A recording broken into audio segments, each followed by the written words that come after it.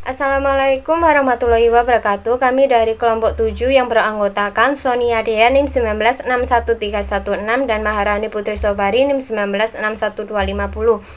Di sini kami akan mempresentasikan tentang tujuan jangka panjang, jenis-jenis strategi perusahaan, strategi integritas, dan strategi intensif untuk memenuhi tugas evaluasi akhir semester dengan mata kuliah Manajemen Strategi dengan dosen pengampu Bu Ratna Dwi Jayanti SEMM Setie PGRI Dewantara Jombang. Pengertian tujuan jangka panjang. Tujuan jangka panjang adalah sasaran jangka panjang yang ditentukan oleh hasil akhir spesifik yang ingin dicapai sebuah organisasi dengan melakukan misi. Jangka panjang berarti lebih dari 1 tahun. Tujuan jangka panjang mempresentasikan hasil yang diharapkan dalam mengikuti strategi tertentu. Strategi mempresentasikan tindakan yang diambil untuk memenuhi tujuan jangka panjang. Sifat tujuan jangka panjang. Sifat tujuan jangka panjang sebaiknya kuantitatif, dapat diukur, realistis, dapat dimengerti, menantang, hierarki, dapat diraih, dan selaras antar unit organisasi. Setiap tujuan harus dikaitkan dengan kerangka waktu. Tujuan secara umum dinyatakan dalam istilah seperti pertumbuhan aset, pertumbuhan penjualan, profitabilitas, pangsa pasar, derajat dan sifat diversifikasi, derajat dan sifat integrasi vertikal, laba per lembar saham, dan pertanggungjawaban sosial. Tujuan yang ditetapkan secara jelas menawarkan banyak keuntungan. Tujuan tersebut memberikan arahan dengan mengungkapkan harapan, memungkinkan sinergi, membantu dalam evaluasi dengan menyajikan standar, menentukan atau menetapkan prioritas, mengurangi ketidakpastian, meminimalkan konflik, menstimulasi usaha, membantu dalam alokasi sumber daya, membantu dalam mendesain pekerjaan, dan memberikan dasar untuk membuat keputusan yang konsisten. Tujuan jangka panjang yang dibutuhkan. Tujuan jangka panjang yang dibutuhkan dalam organisasi yaitu mencakup pada level corporate, divisional, dan fungsional dari semua organisasi. Organisasi tertentu harus membuat panduan ini untuk memenuhi kebutuhannya sendiri. Namun insentif sebaiknya dilampirkan ke tujuan jangka panjang dan tahunan. Tanpa tujuan jangka panjang, organisasi akan berjalan tanpa tujuan dan tidak tahu akhir tujuannya. Tipe tujuan umum dalam organisasi. Ada 2 tipe tujuan yang umum dalam organisasi, yaitu tujuan keuangan dan tujuan strategik.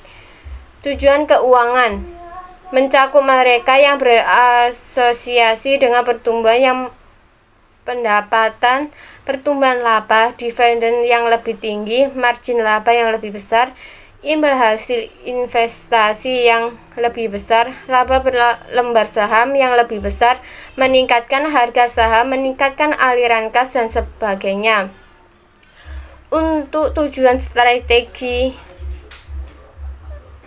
mencakup hal-hal seperti pangsa pasar yang lebih besar, pengiriman tepat waktu dan lebih cepat daripada pesaing, waktu desain yang lebih pendek daripada pesaing, biaya yang lebih rendah daripada pesaing, kualitas produk yang lebih tinggi daripada pesaing, lingkup geografis yang lebih luas daripada pesaing, meraih kepemimpinan teknologi secara konsisten, mendapatkan produk yang baru atau yang meningkat untuk pasar di depan pesaing, dan sebagainya.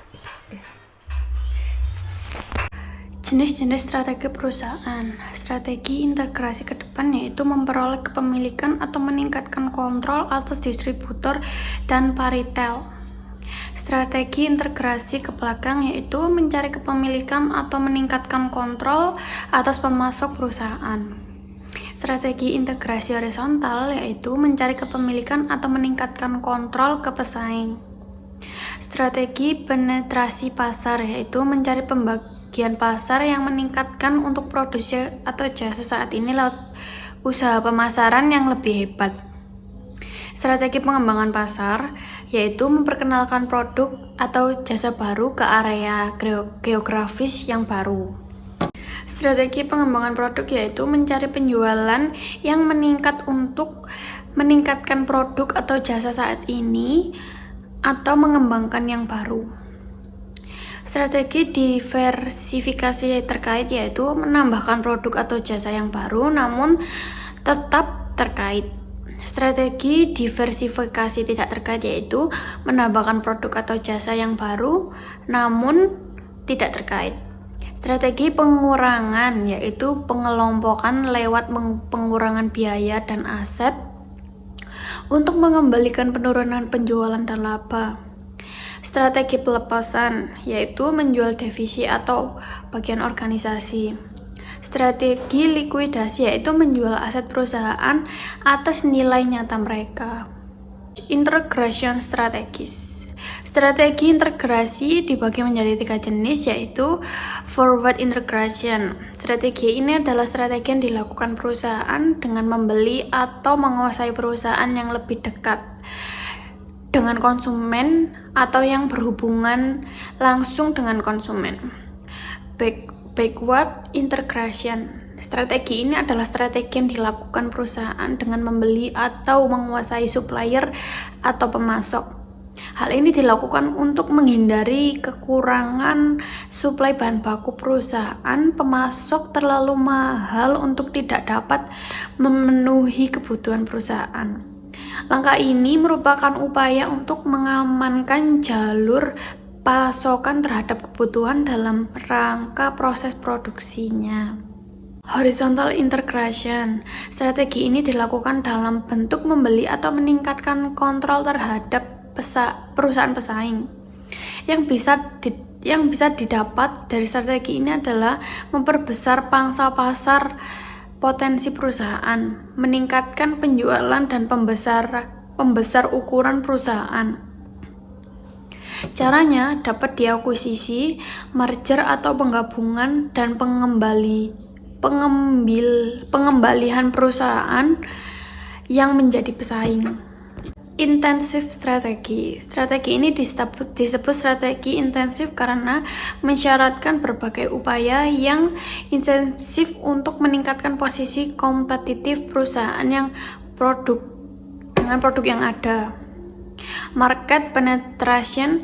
Strategi ini dilakukan dalam upaya meningkatkan pangsa pasar untuk produk atau layanan yang ada saat ini dalam pasar melalui upaya-upaya pemasaran yang lebih besar. Market development. Strategi ini dilakukan perusahaan sebagai upaya untuk mengenalkan produk atau layanan yang ada kepada wilayah geografis yang baru. Product development. Strategi ini meliputi modifikasi kap besar atas produk lama atau penciptaan produk baru yang masih berkaitan yang dapat dipasarkan kepada pelanggan lama melalui saluran yang sudah ada. Terima kasih, sekian dari kelompok kami. Wassalamualaikum warahmatullahi wabarakatuh.